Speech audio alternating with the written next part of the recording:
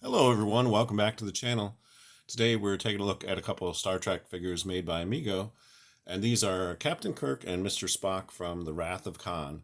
And I was very excited when Mego announced that they were going to do these figures. Wrath of Khan is by far my favorite of the Star Trek movies, and this is the movie that introduced this particular look for the uniforms, which became pretty standard going forward from that point.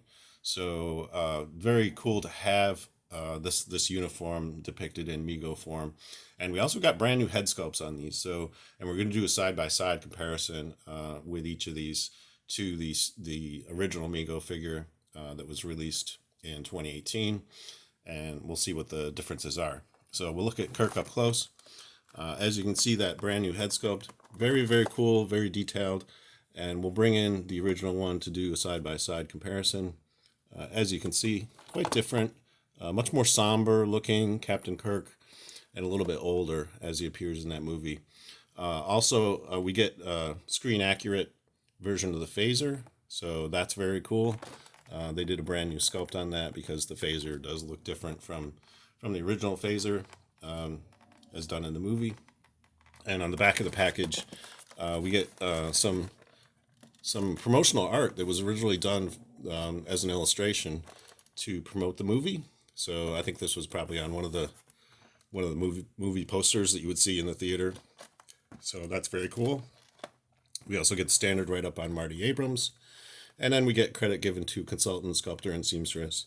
This kinds of credit is standard on all Mego packaging. And the packaging on Mr. Spock is the same artwork on the back, so I won't even need to show you that.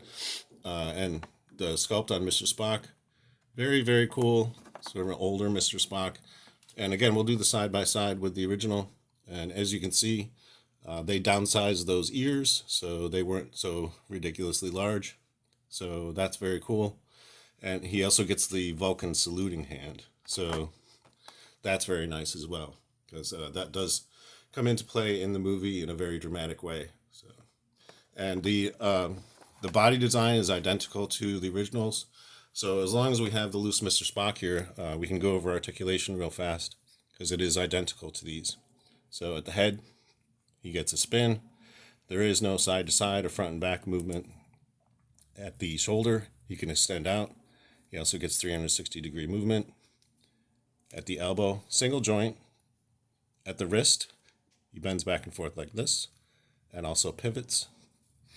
At the waist, he gets side to side, front and back, and spin.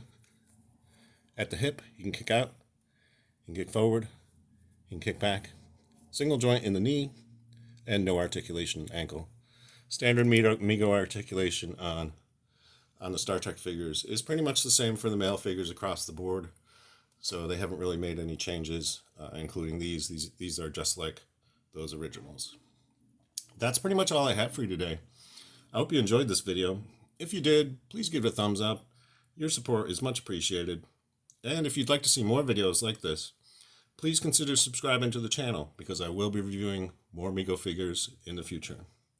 Until the next video, I hope you're having a great day and live long and prosper. Thanks for watching.